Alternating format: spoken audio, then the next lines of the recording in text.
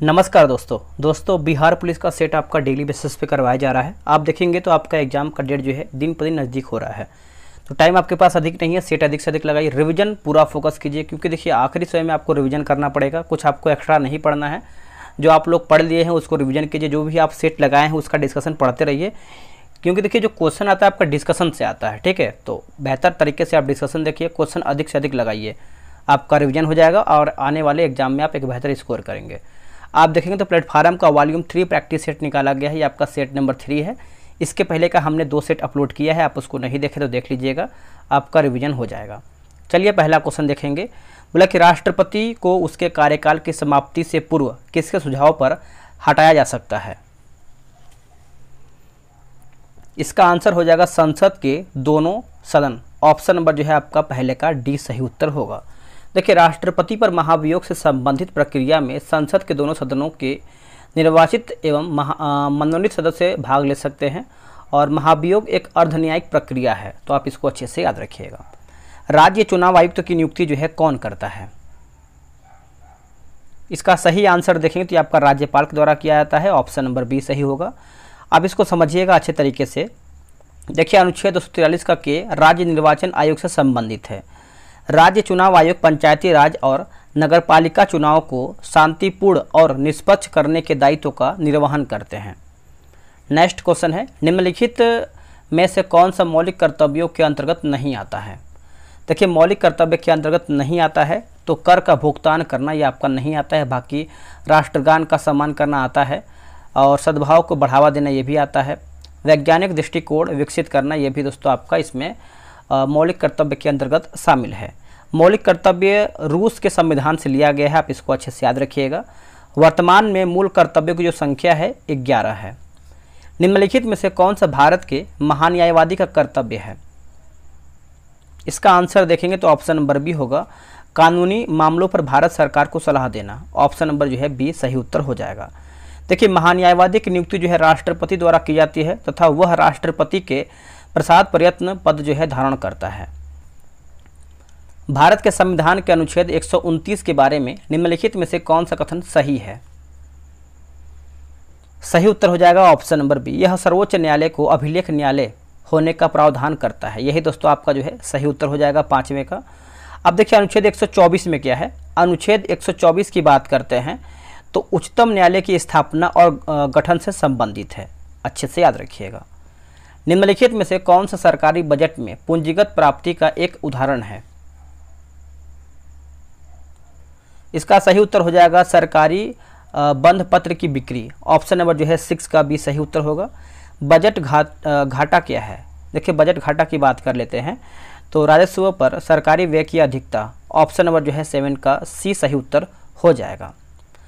राजस्व व्यय क्या है? देखिए दिन प्रतिदिन के सरकारी कार्यों पर व्यय किया गया धनराशि है। ऑप्शन नंबर जो है 8 का डी सही उत्तर हो जाएगा। देखिए पूंजीगत व्यय सरकार के वे व्यय हैं जिसके परिणाम स्वरूप भौतिक एवं वित्तीय दायित्वों में कमी होती है। निम्नलिखित में से कौन सा सरकारी बजट में गैर ऋण पूंजी प्राप्ति का उदाहरण है? प्राप्ति का एक उदाहरण है, देखिए सरकारी स्वामित्व वाली भूमि की बिक्री। ऑप्शन नंबर जो है 9 का सी जो है सही उत्तर हो जाएगा। बंगाल के निम्नलिखित स्वतंत्रता सेनानी वकीलों में से किसे देशबंधु के नाम से जाना जाता है? देशबंधु के नाम से हम किसको जानते हैं? तो इनका नाम है चित्तरंजन दास। ऑप्शन नंबर जो है 10 का ए सही उत्तर हो जाएगा। चित्तरंजन दास की बात करते हैं तो ये सुभाष चंद्र बोस के राजनीतिक गुरु थे।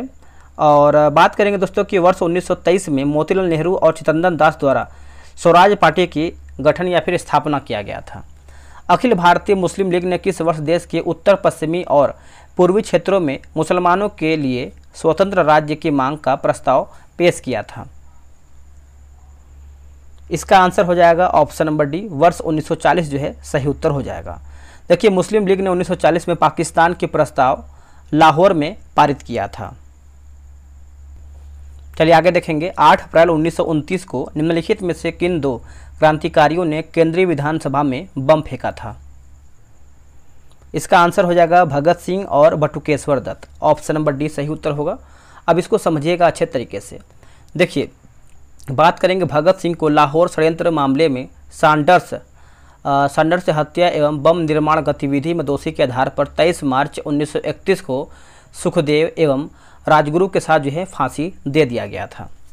बौद्ध काल का सबसे पुराना स्तूप कौन सा है? बौद्ध काल का सबसे पुराना स्तूप की बात करते हैं तो ये आपका सांची स्तूप हो जाएगा। ऑप्शन नंबर जो है 13 का सी होगा। सांची स्तूप मध्य प्रदेश के रायसेन जिला में अवस्थित है। अब इसमें देखिए रीजनिंग है, मैथ है, तो आप ये सब बनाने के लिए आप टेलीग्राम ग्रुप ज्वाइन कर लीजिए। आपको करना क्या है, व्हाट्सएप पे मैसेज करना, आपको जानकारी दिया जाएगा। ये रहा व्हाट्सएप नंबर 8756546533। आप इस पर जो है बिहार पुलिस लिख करके मैसेज कर दीजिए, आपको जानकारी मिल जाएगा। चलिए नेक्स्ट हम देख लेते हैं, सब आराम से उसको बनाइएगा। Select the most appropriate synonyms of the given word, है ना। तो यहाँ पर लिखा गया है कंडन, तो बताइए क्या होगा। कॉन्डन के इस तरीके से आपका पूछा गया है, क्या होगा आंसर। देखिए 17 का सही उत्तर आप देखेंगे, करेक्ट आंसर आपका हो जाएगा ऑप्शन नंबर ए सही उत्तर हो जाएगा। फॉरगिव हो जाएगा, ए राइट होगा। Select the most appropriate meaning of the given idiom on the back burner, तो 18 का आंसर देखेंगे तो ऑप्शन नंबर जो है ए सही होगा, याद कर लीजिएगा इसको। Select the incorrectly spelled word, इसका उत्तर हो जाएगा गवर्नमेंट हो जाएगा, ऑप्शन नंबर जो है डी सही होगा। Select the option that express the given sentence in indirect speech. The gardener said these rose will bloom early, answer हो जाएगा ऑप्शन नंबर डी होगा। The gardener said that those roses would bloom early हो जाएगा, option number D होगा।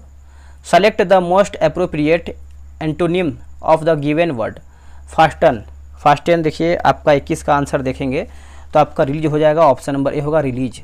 Select the most appropriate meaning of the given idiom through thick and thin, answer हो जाएगा under all circumstance हो जाएगा, option number A होगा।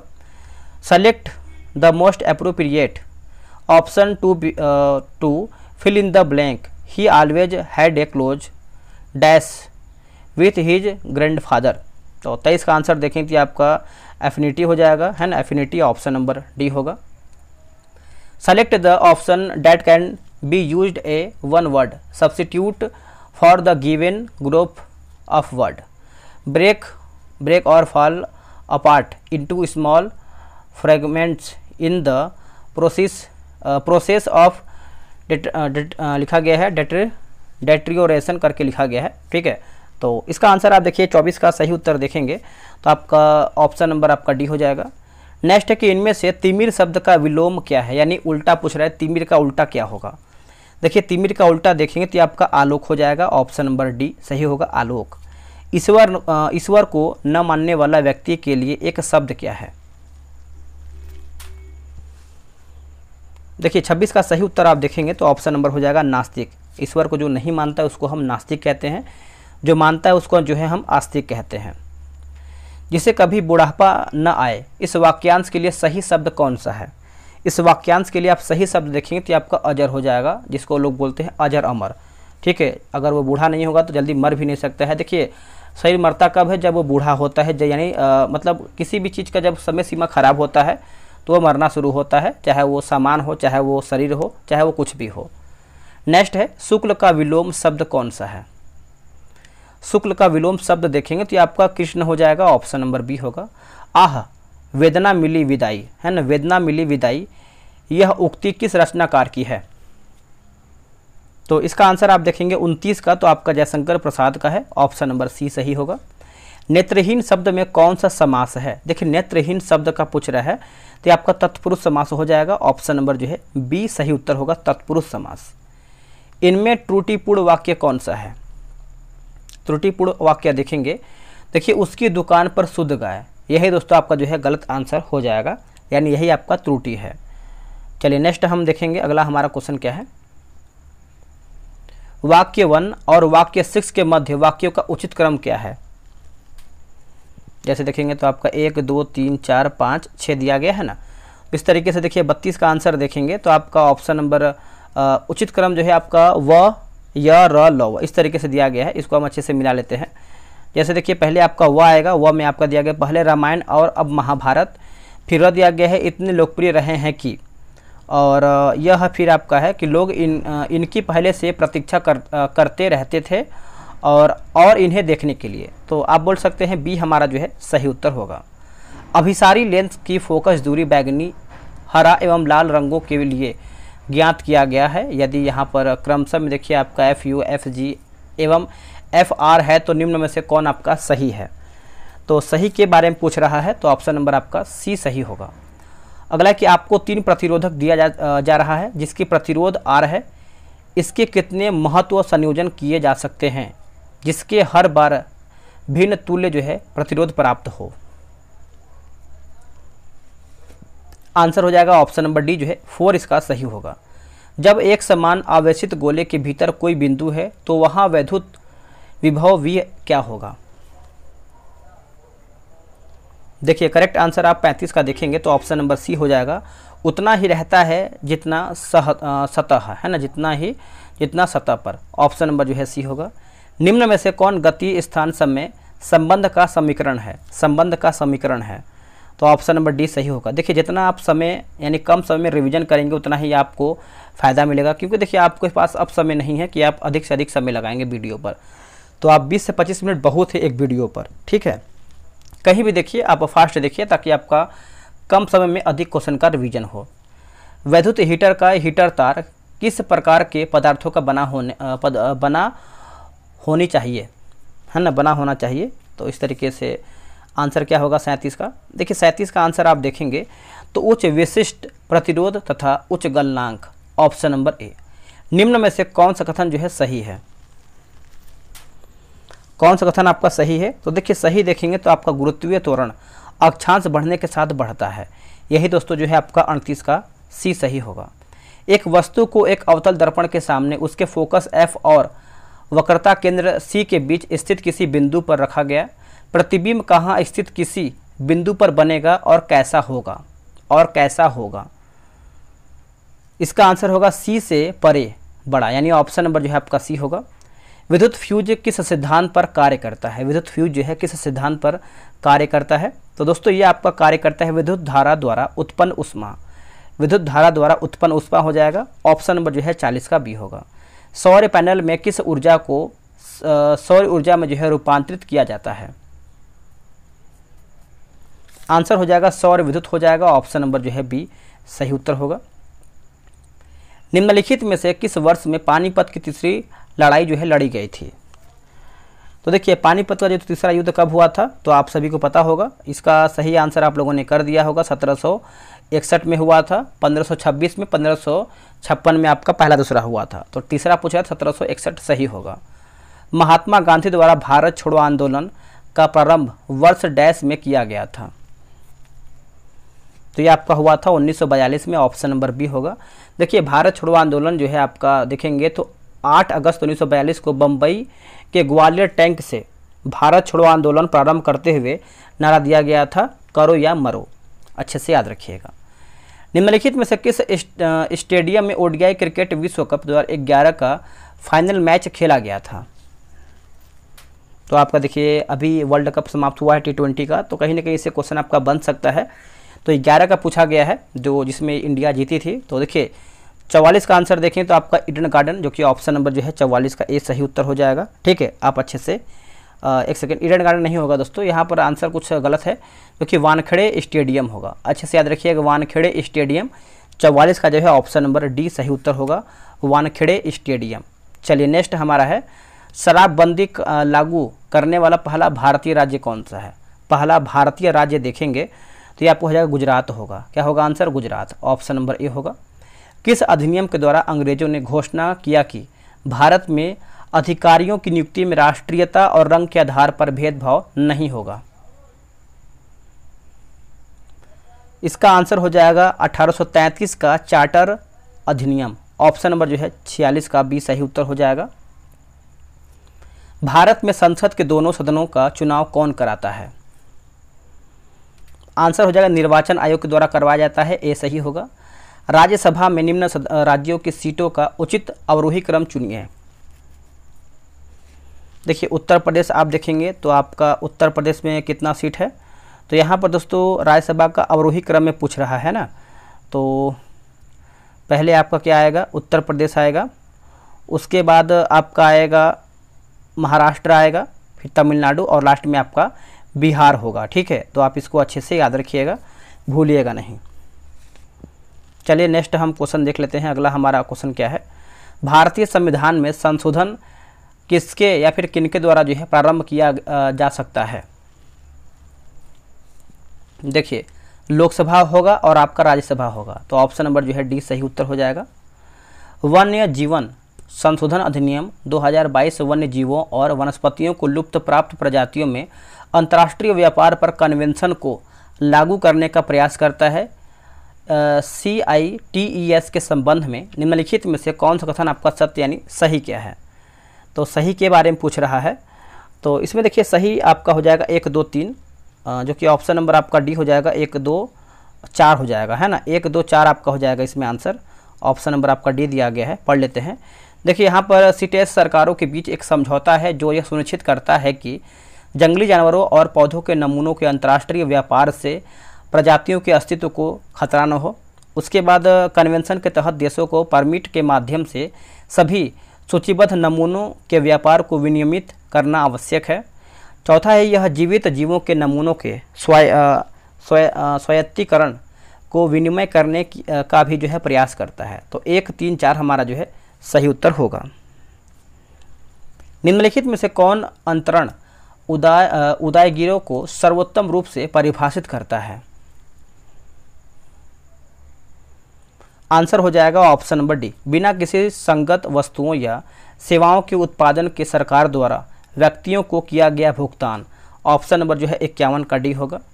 वित्तीय वर्ष क्या है, देखिए वित्तीय वर्ष अगर हम देखें तो सरकार के लिए वित्तीय रिपोर्टिंग अवधि को दर्शाने वाला वर्ष।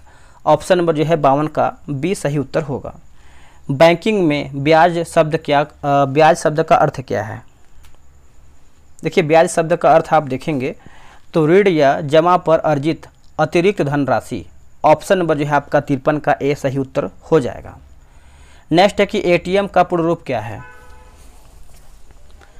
देखिए एटीएम का फुल फॉर्म आप देखेंगे तो ऑटोमेटिक टेलर मशीन हो जाएगा। ऑप्शन नंबर जो है आपका बी सही होगा।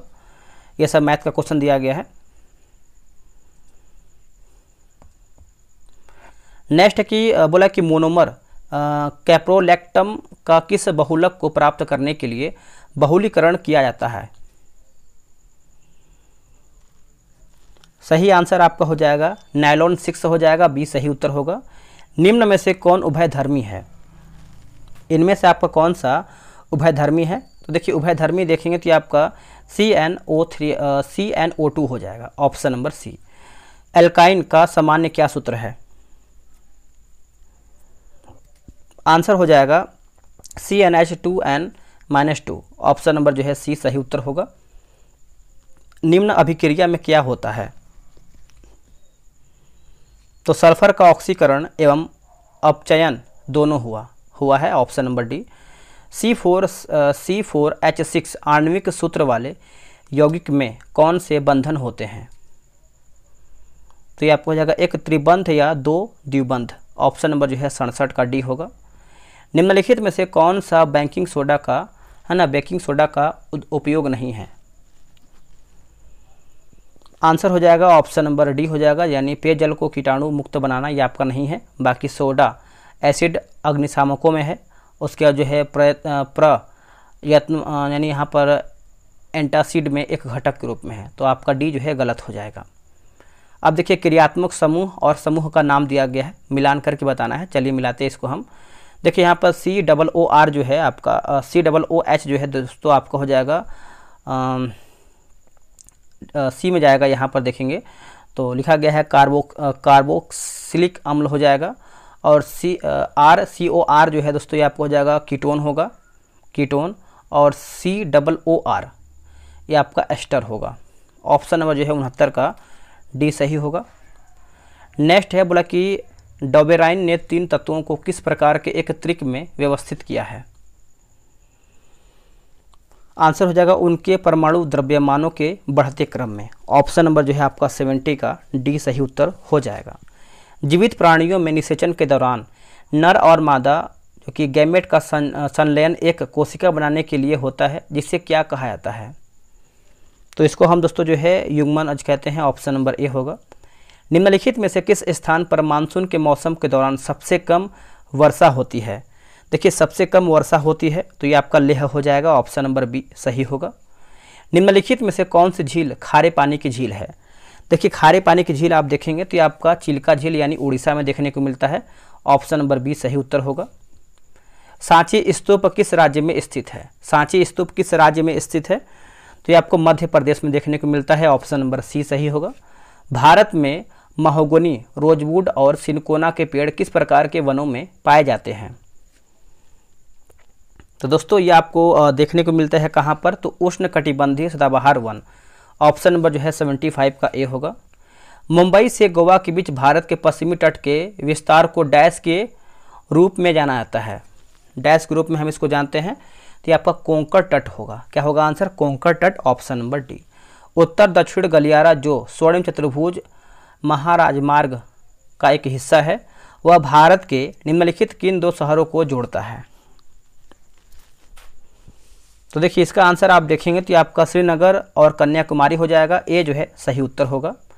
ऑस्कर पुरस्कार 2023 विजेता गीत नाटू नाटू नाटू के संगीत निर्देशक कौन है, जो कि RRR मूवी का है? आंसर क्या होगा? आंसर हो जाएगा MM Keeravani. Option number A होगा। अंत्योदय कार्यक्रम सर्वप्रथम किस राज्य में शुरू किया गया था? तो ये आपका शुरू हुआ था राजस्थान में। Option number D. वर्तमान में 79वां संयुक्त राष्ट्र महासभा सत्र के अध्यक्ष कौन हैं? इसका उत्तर हो जाएगा फिलोमेन यांग। ऑप्शन नंबर सी होगा।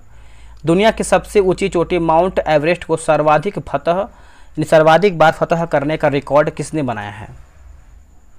आंसर हो जाएगा Kami Rita Sherpa. Option number B. हाल ही में IUCN के पर्यवेक्षण में नीलगिरी तह सर्वेक्षण कहाँ प्रारंभ हुआ है? तो ये आपका प्रारंभ हुआ है तमिलनाडु में। ऑप्शन नंबर ए सही उत्तर होगा, तमिलनाडु। वार्षिक वित्तीय साक्षरता सप्ताह अभियान हाल ही में निम्नलिखित में से किसके द्वारा आयोजित किया गया? तो यह हुआ है RBI। Option number B. हाल ही में भारत के 16वें वित्त आयोग किसकी अध्यक्षता में गठित किया गया है? आंसर हो जाएगा Arvind Panagariya. Option number A सही उत्तर होगा। अरविंद पनगड़िया जो है सही होगा। ये सब मैथ का क्वेश्चन दिया गया है, आगे जो भी आपका GK GS से देख लेते हैं। बोला कि निम्न में से कौन सा हार्मोन युवा अवस्था के समय लड़कों में दिखाई देने वाली उपस्थिति में बदलाव लाता है? तो इसका आंसर आपको हो जाएगा टेस्टोस्टेरोन हो जाएगा दोस्तों। ऑप्शन नंबर जो है 92 का ए सही होगा। निम्न में से कौन सा ऊतक कोशिका विभाजन में सक्षम है? तो इसका आंसर हो जाएगा विभ द्योतक ऊतक हो जाएगा। Option number D. कौन सा कोशिकांग पादप कोशिका में नहीं पाया जाता है? उत्तर हो जाएगा सेंट्रियोल हो जाएगा। ऑप्शन नंबर बी होगा। हीमोफीलिया किसका एक उदाहरण है? हीमोफीलिया तो ये एक एग्जाम्पल है आनुवांशिक रोग का। Option number B. रक्त संचरण प्रणाली में रक्त के थक्के जमने में रक्त के थक्के जमने से रोकने वाला पदार्थ हिपैरिन निम्न में से किसके द्वारा उत्सर्जित किया जाता है? ये आपको हो जाएगा बेसोफिल हो जाएगा। ऑप्शन नंबर सी।